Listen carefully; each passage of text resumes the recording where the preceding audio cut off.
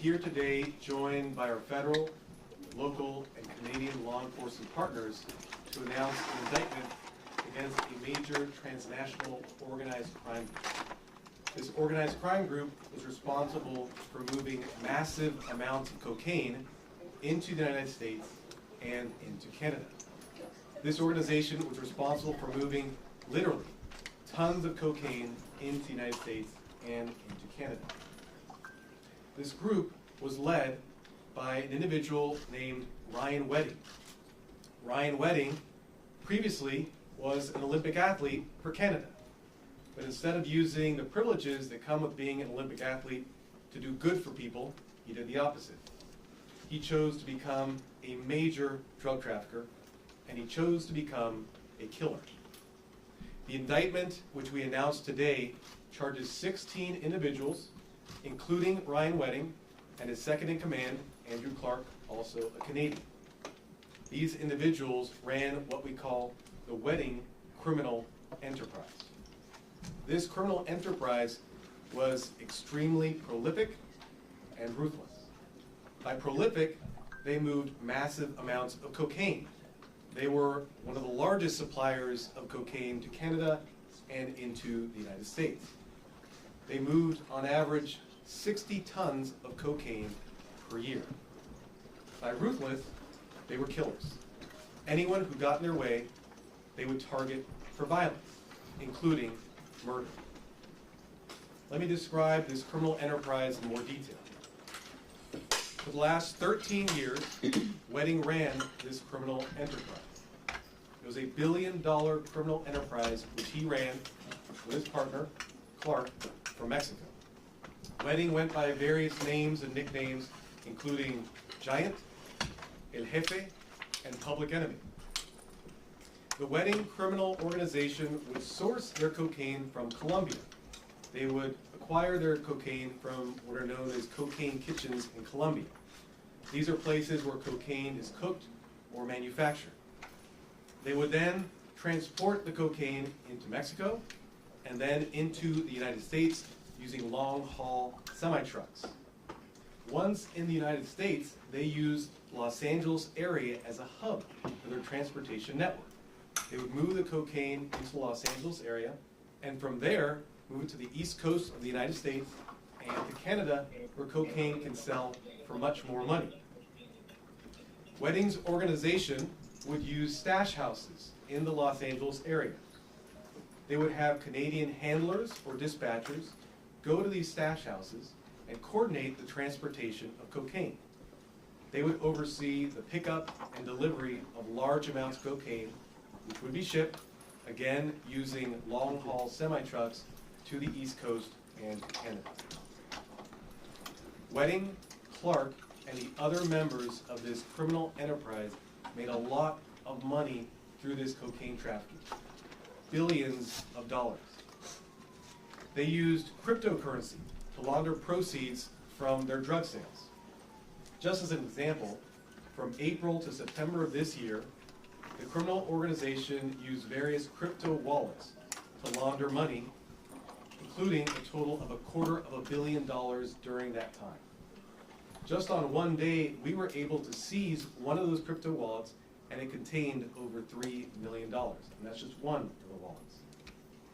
In addition to making billions of dollars, they moved massive amounts of cocaine. As an example, just from March to August of this year alone, we found they transported 1,800 kilograms of cocaine. That's just under 2 tons of cocaine. And as I said, this investigation revealed that on a yearly basis, they would move about 60 tons of cocaine.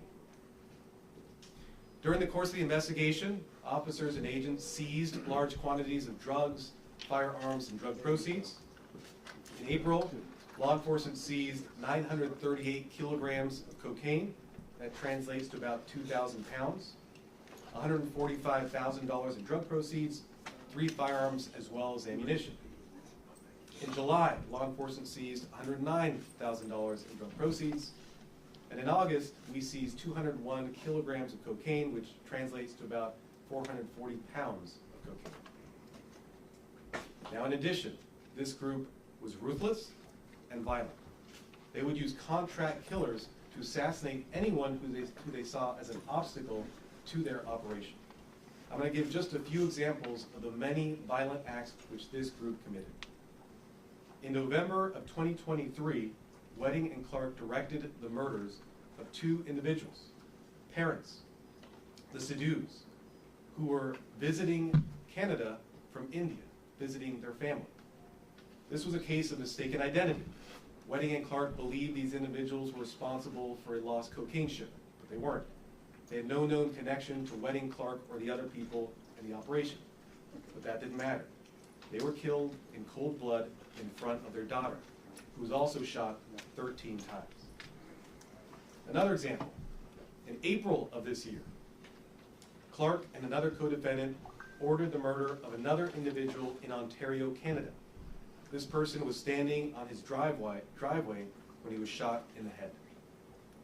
Another example, in May of this year, Wedding and Clark ordered the murder of another victim over drug debt. This person was murdered in his car when he was sitting in the driveway of his own home when he was shot.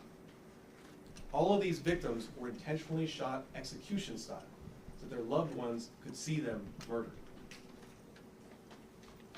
Wedding, Clark, and the other members of this criminal enterprise now face federal charges in the United States. They face charges of conspiracy to export and distribute cocaine. They face charges of running a continuing criminal enterprise and charges of murder and attempted murder. If convicted, they face lengthy sentences. Just on the murder and continuing criminal enterprise charges alone, those carry a mandatory sentence of life in a federal prison. I will note, the defendants are presumed innocent until proven guilty. Let me conclude. Organized crime groups increasingly use sophisticated methods, international networks, and violence in pursuit of illegal profits. In the process, they wreak destruction on communities. Stopping these groups is a priority for law enforcement. My office and our law enforcement partners represented here today, as well as the cooperation we received from Mexican authorities and Colombian authorities, are committed to stopping organized crime in all its forms. I want to give some thanks here for this remarkable operation. First, I want to thank the FBI for their work leading this investigation. I also want to thank the DEA Los Angeles office for their work on this case, and the LAPD for their work in the seizures and identification of the targets in this case. I also want to thank our Canadian law enforcement partners. We have represented here the Royal Canadian Mounted Police, the Ontario Provincial Police of Canada, and the Peel Regional Police of Canada. And last but not least, I want to thank the Assistant United States Attorneys responsible for this remarkable case, AUSA's Lindsay Alsop, Maria Jai, and Ryan Waters. I will now introduce FBI Special Agent in charge, Christy Hawkins.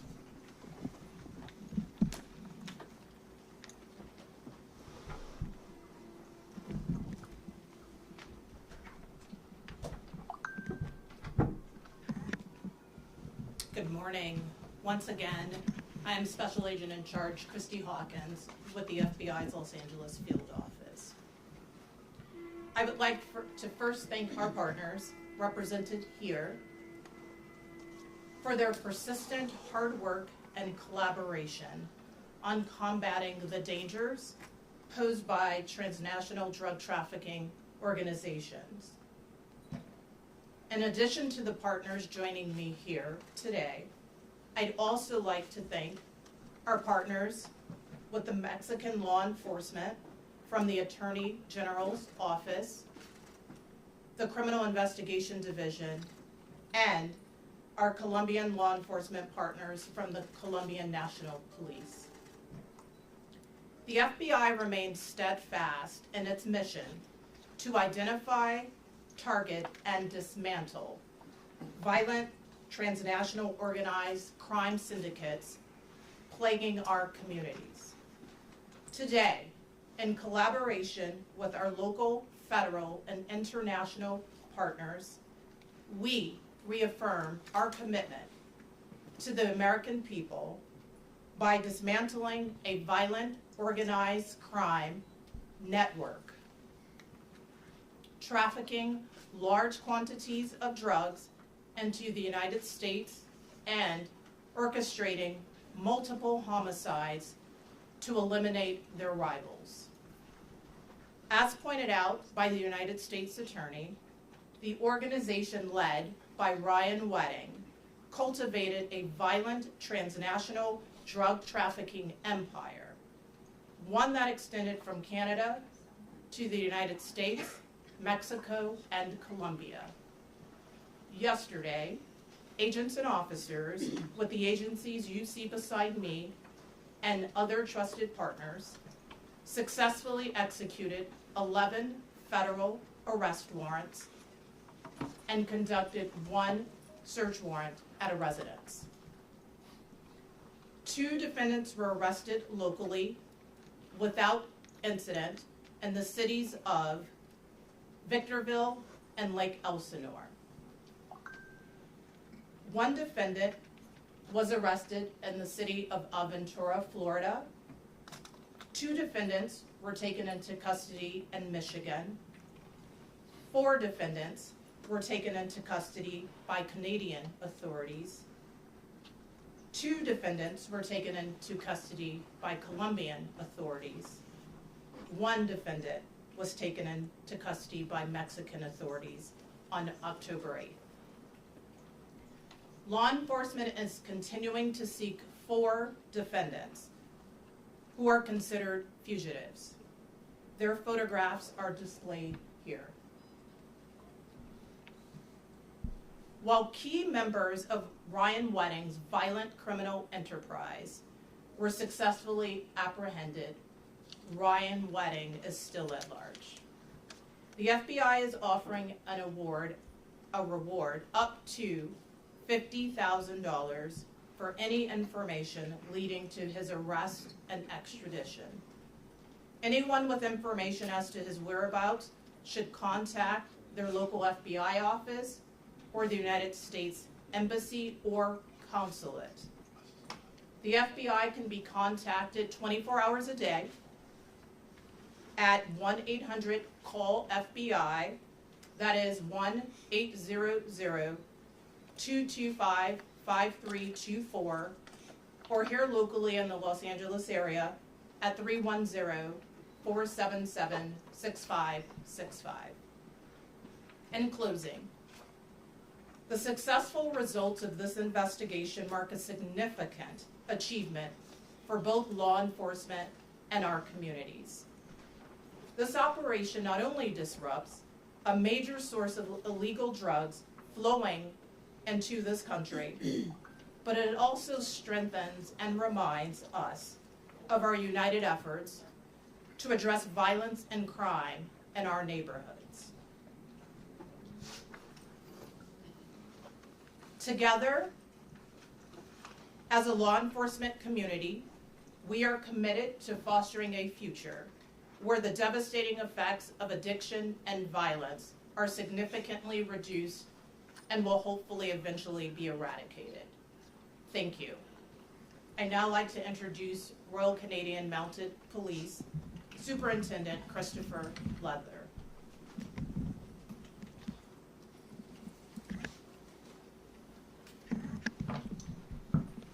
Good morning, and thank you, Christy. Good morning, everyone. I am Chief Superintendent Chris Leather. My role is Deputy Regional Commander for Central Canada for Federal Policing with the Royal Canadian Mounted Police. Today, I'm pleased to stand with my colleagues from the FBI and Canadian law enforcement to mark the disruption of a significant drug trafficking organization operating across the Americas. The RCMP was proud to provide robust support to this operation.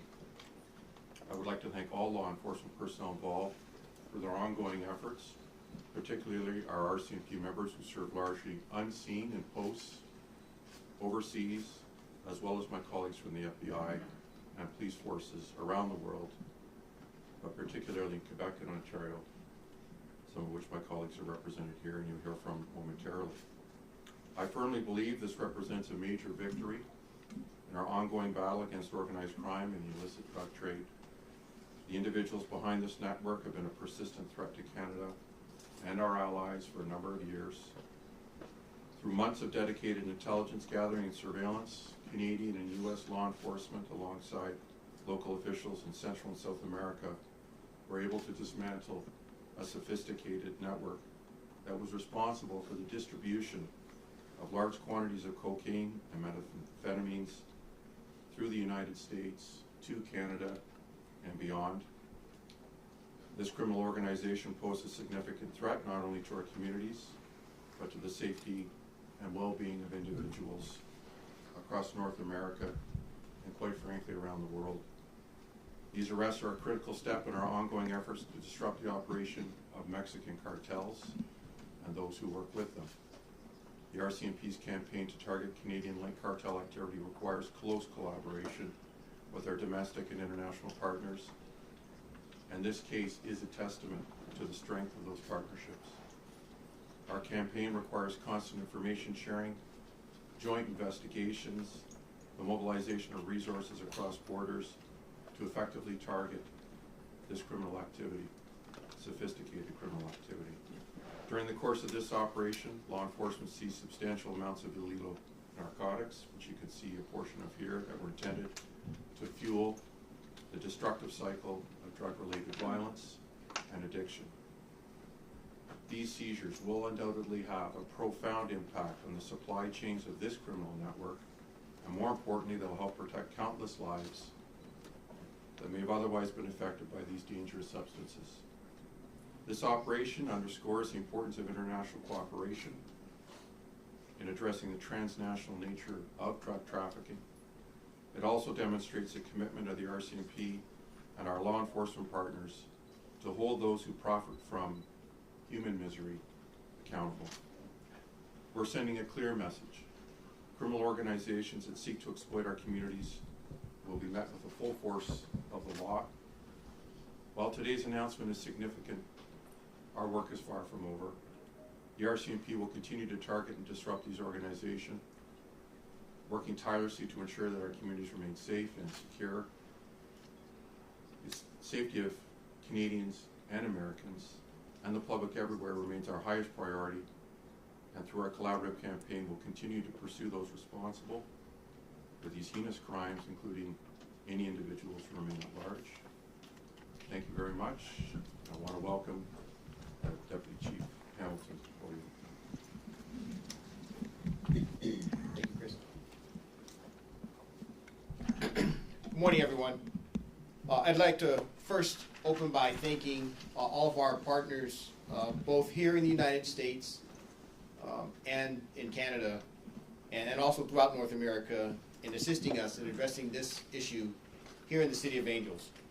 I'd like to thank the U.S. Attorney's Office, the FBI and the LA DEA, as well as all of our other partners. But I especially want to thank for their tireless thousands of hours of work that they put into identifying these individuals that were transshipping narcotics throughout the Los Angeles region, our Gang and Narcotics Division, who worked thousands of hours on surveillance in cyberspace, physically on the ground, and ultimately assisted in arresting and identifying these individuals.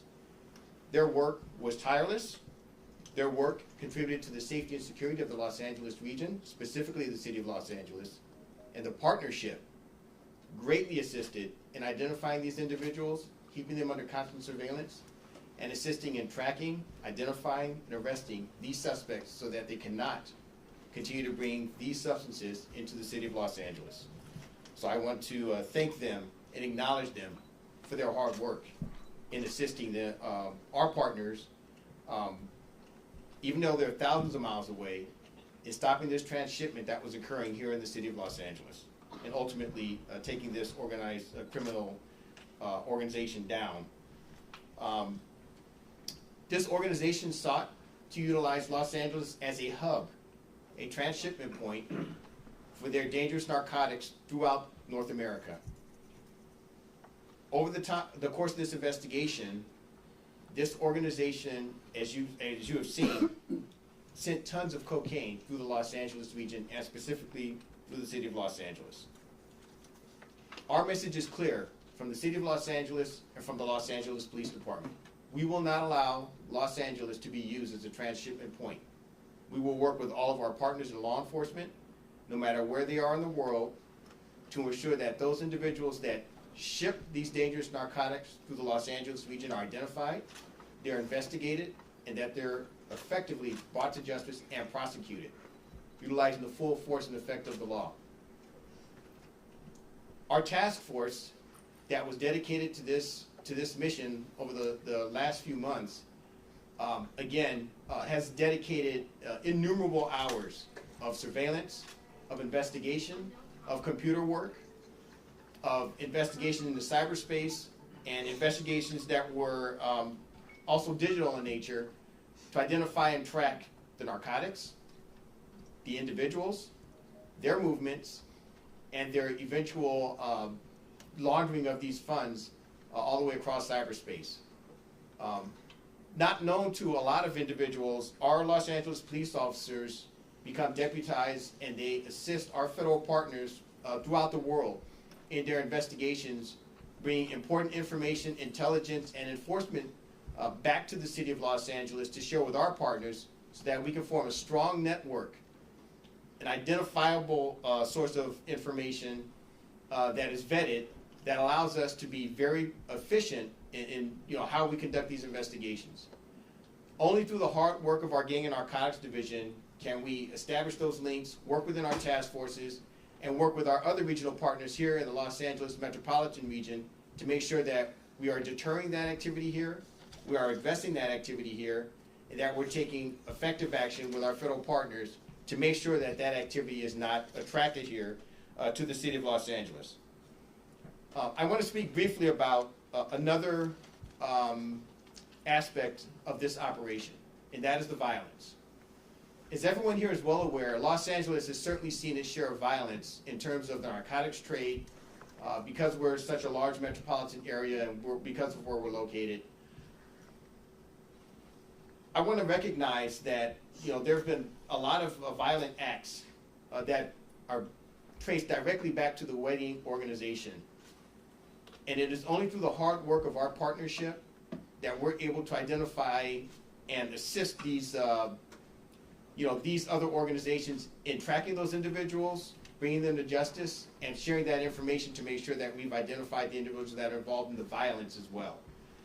The violence is one of the byproducts that is an unfortunate aspect of these drug trafficking organizations, and the Los Angeles Police Department remains committed as well to preventing that violence from occurring not only in the Los Angeles region, but linked to this organization throughout North America. So we've worked very effectively and we've worked very closely with our partners on preventing the violence and identifying those perpetrators involved in the violence. And that is a very important aspect that we also address here in Los Angeles as well. In closing, again, I want to close where I opened. I want to thank our federal partners, the U.S. Attorney's Office, and all of our regional partners, including our partners to the north in Canada. Working as a team, we want to show that not just in Los Angeles, not just in Canada, and not just throughout the United States, but we want to show that we're going to be effective partners here in North America and throughout the world whenever you're bringing these harmful substances, as you see here, into the city of Los Angeles, into the United States, and into Canada. With that being said, I'd like to introduce Deputy Commissioner Marty Kerns of the Ontario Provincial Police, who will provide additional information regarding the efforts by our partners to the north. Marty? Thanks, Deputy Chief.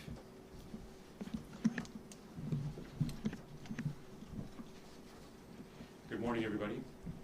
On behalf of Commissioner Thomas Creek, I would first like to thank our colleagues here in the room for the opportunity to attend and speak at this important announcement.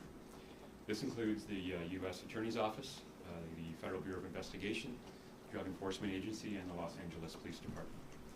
This complex investigation spans multiple jurisdictions and agencies with an alleged retaliation over stolen drugs that tragically impacted a family in Ontario, Canada. For the Ontario Provincial Police Criminal Investigation Branch, under the direction of Detective Inspector Brian McDermott, who is here with me today, this investigation began on November 20th, 2023, when officers from our Caledon detachment responded to a shooting. Upon arrival, our officers discovered 3 family members, a man and 2 women, who had sustained multiple gunshot wounds. The father, Jagtar Sidhu, age 57, was discovered deceased, while the mother, Harbhajan, age 55, and daughter, Jaspreet, age 28, were seriously injured and were transported to a nearby hospital.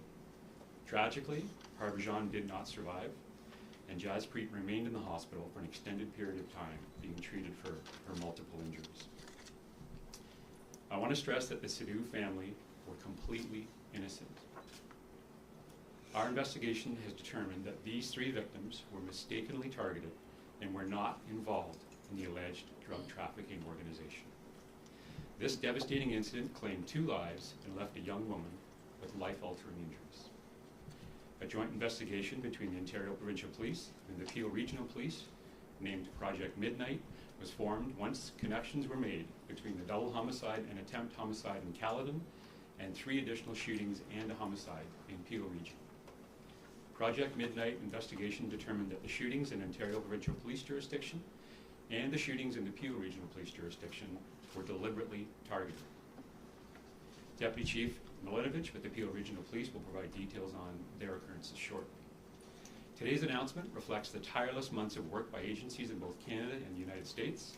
I am immensely grateful and proud of the exceptional coordination among all involved services. It is truly a testament to how collaboration and investigative diligence across multiple borders has successfully identified those responsible for these horrific crimes. It has also helped to bring crucial answers to the victims and to their families. While our job is far from complete, as you've heard, Project Midnight investigation remains ongoing as investigators continue to seek those responsible for the shootings in Ontario.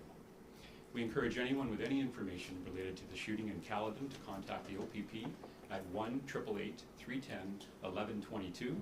You can also report anonymously to Crime Stoppers at 1-800-222-8477 or online at ontariocrimestoppers.ca. We remain steadfast in our commitment to justice on behalf of all the victims. Thank you. I'll turn the podium over now to Deputy Chief Movich.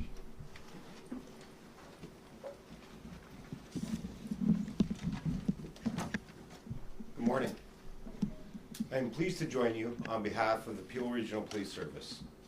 For the interest of everybody here, Peel Region is a large and diverse community of 1.6 million residents located just west of Toronto. Our police service is the 3rd largest municipal police service in Canada, and we are deeply committed to public and community safety. I would of course like to start by thanking our Canadian and U.S. law enforcement partners, including the U.S. Department of Justice, FBI, LAPD, and the DEA for their ongoing collaboration and work on a highly complex and dynamic investigation, the results of which you see here today.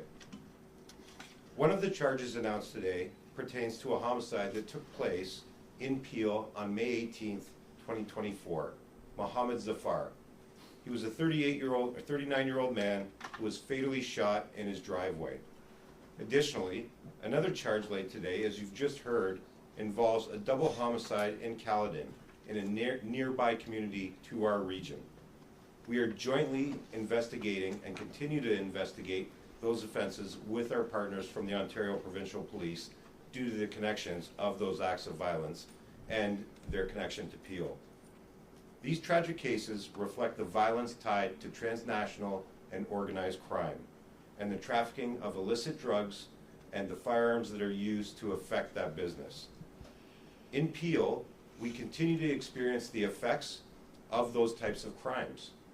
And if you can imagine how far Peel is from Los Angeles, where we're announcing these results today, we experience the results and the benefits of enforcement initiatives like you see here today.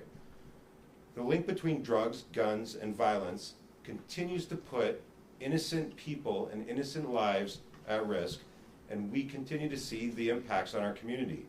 Alongside our American counterparts, our police service, with our partners from Canada, are fully committed to addressing this issue.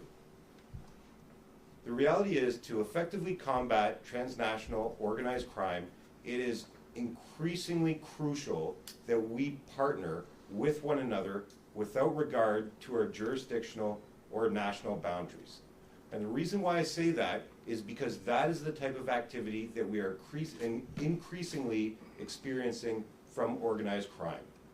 They have no consideration to jurisdiction, no consideration to national boundaries, and they will take every opportunity to exploit any vulnerability that they find for profit. And this investigation is a great demonstration of an organization that was attempting to do that, but through the collaboration we have here today, has been addressed. And we will continue to support any and all efforts from our partners locally in Canada or here in the US in order to affect that purpose and fight that crime. Again, our police service is proud to stand here with our partners and take part in this announcement and celebrate really their victory, because it will have a direct impact for our community in Peel Region. Again, thank you, appreciate your time, and I'll pass the podium back.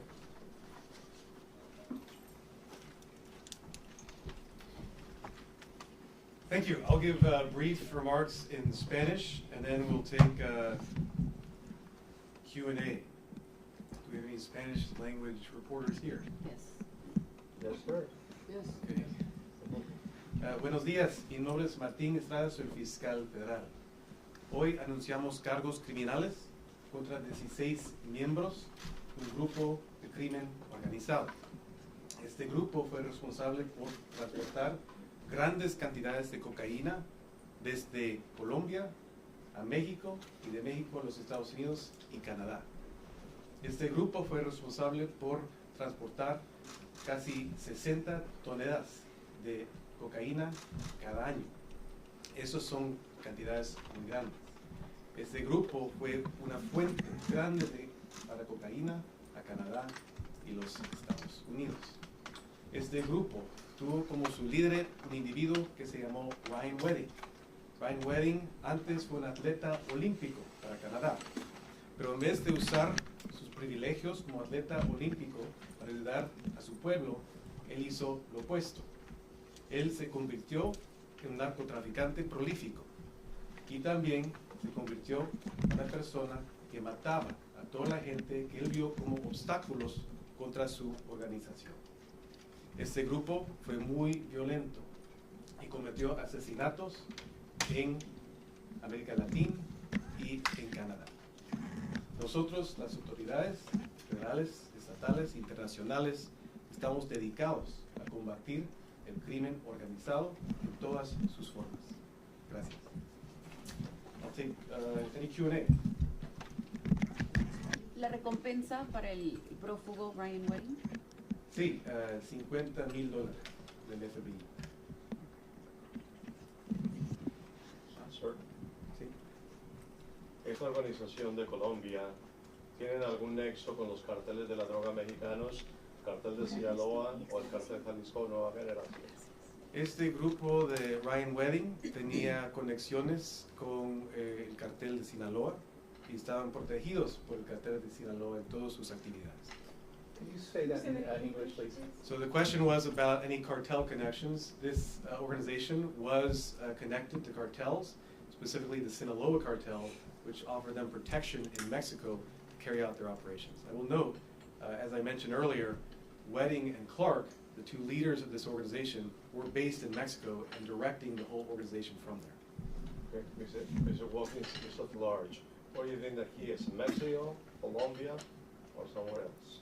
El señor Wedding no está en custodia y estamos buscándolo. Could you say that in English? Ryan Wedding, as we mentioned, is a fugitive, and we are seeking his capture. The FBI is offering a reward of $50,000 for his capture. And do you believe he's in Colombia, Mexico? Colombian. I can't comment on where we may think he is. He was in Mexico.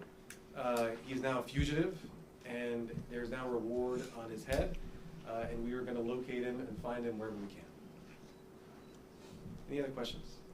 ¿De qué forma ingresaban las drogas a los Estados Unidos y al Canadá? Pues usaron camiones para traerlo de México a los Estados Unidos y de los Estados Unidos hasta el este de este país y también a Canadá.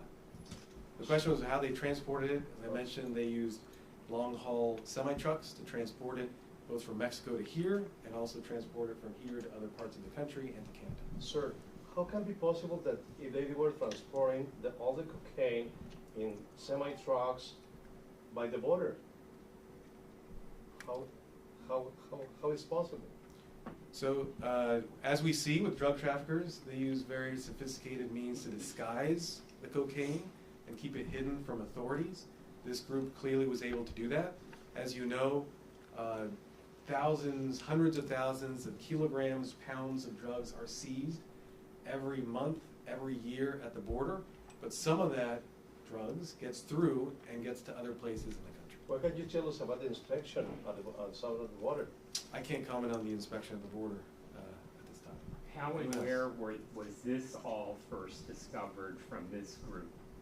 So this group, Ryan Wedding in particular, was certainly on our radar.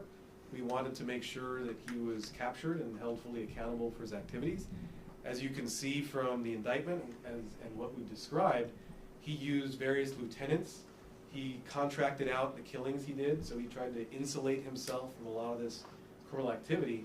So it took a great deal of investigative effort to actually trace all of these acts to him personally. These drugs that we see here today, were they all from one bust, or is this multiple areas that you?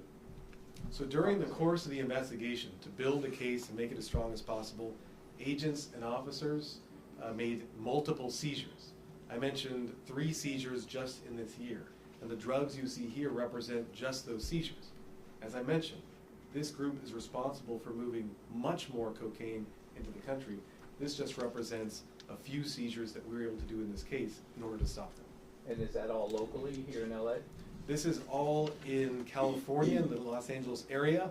They had stash locations throughout the Los Angeles area, including in the Inland Empire. How much in total did you confiscate from this wedding gang? How much did we seize? So I don't have the exact amounts with me, but I mentioned 2,000 pounds earlier, 400 pounds. So definitely over a ton of cocaine and thousands of pounds. And throughout this gang's, however long they've been operating, how much do you think that they've actually gotten in and were able to distribute? We estimate that they were distributing approximately 60 tons of cocaine every year and moving that to the United States and to Canada. Sir, what was the most difficult part to dismantle this organization, especially if they were working in 3 different countries? As you referenced, this was a very sophisticated operation. They were operating out of Colombia, Mexico, the United States, Canada, 4 different countries, as well as others. And in order to trace all the criminal activity, all the violent crime to them, it took a great deal of investigation. That is why I really want to thank and send appreciation to the agencies and officers.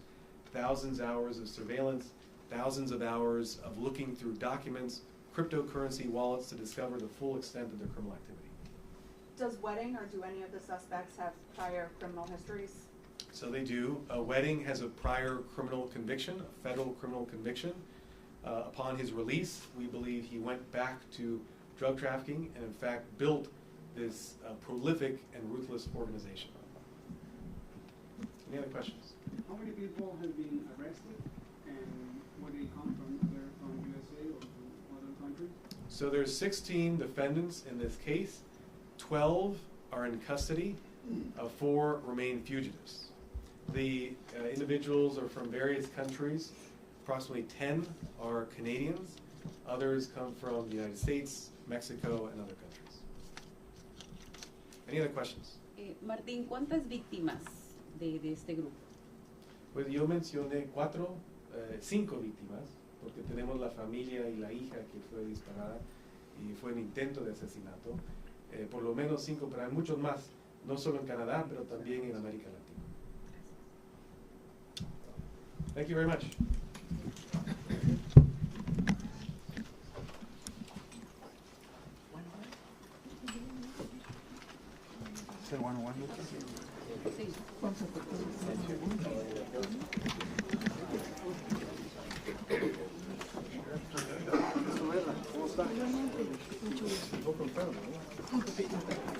Thank you.